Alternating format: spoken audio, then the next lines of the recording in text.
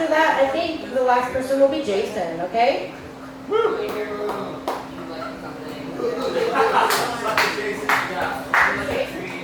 Ladies and gentlemen, boys and girls, children of all ages, Last Temptation, thank you for having Nico's song, The Cleric of Chaos, in your presence this evening. Give yourselves a round of applause for bearing the heat and these lovely jokes tonight. Just about as temperate as the expectation and the realization when I realized that coveralls don't quite cover all, ladies and gentlemen. But Canadian political fact, to start off, to give myself an extra 60 seconds, we're looking at the 15th of February, 1996. Our Prime Minister, Jean Chrétien, initializes what is now known as the Shawnee Handshake. For our ladies and gentlemen who do not know what that is when an individual decided to throw a pie at our fair Prime Minister, and he decided to take his hand by the throat and say, "You silly Canadian, how dare you throw a pie at me?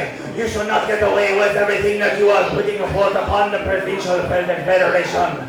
This is how we teach you." So ever since that point, we have now a formal process in which to identify how to deal with political discourse. So thanks to Jean Chrétien. So thank the French-Canadian lovely man, everyone. Thank you. Whether or not that extra minute holds actual value or merit remains to be seen. But as you can see, I have quite a few tattoos. My body is a vertical mosaic similar to the ever so lovely display of this country. I am also born in East Germany, contrary to how I speak. You would assume that my first language and sentence to you would be, "Excuse me, sir, but do you have any non-dairy creamer?" And that fell about as flat as a flat white with skim milk.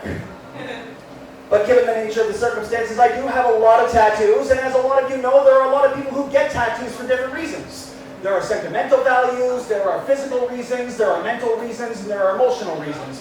And then, of course, you are half drunk on a triple bottle of scotch, getting a giant rib tattoo that says, "There is no end." Because at that point in your life, you feel a little bit edgy, you feel a little bit emotional, right?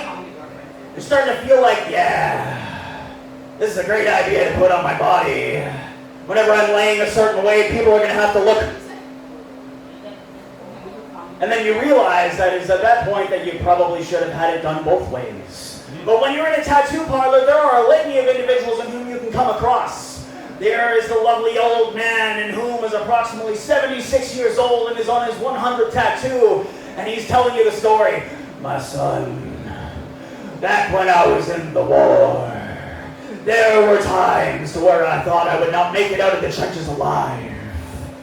But this tattoo of an anchor and a sailor cap reminds me of my service to this country."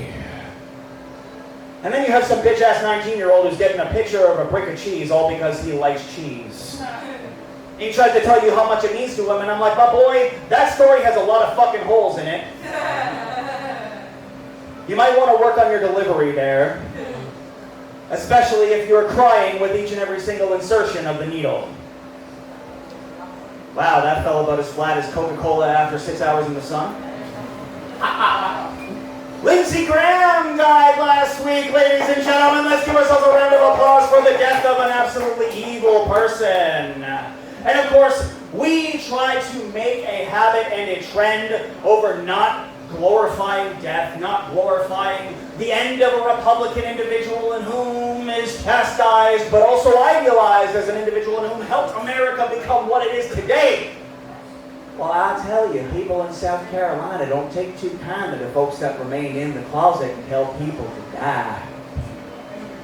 All they have to do is ask themselves, "Hey, is this what I think, or is this what they want me to think?"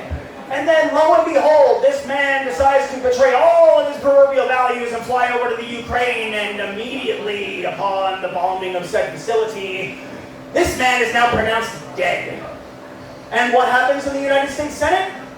To this point, his sister is now magically appointed as senator.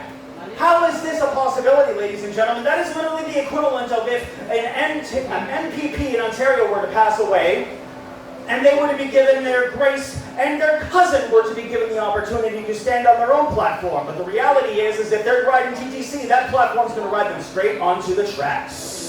Thank you very much, ladies and gentlemen. I've been Eagle Song, the Cleric of Chaos. Enjoy your evening.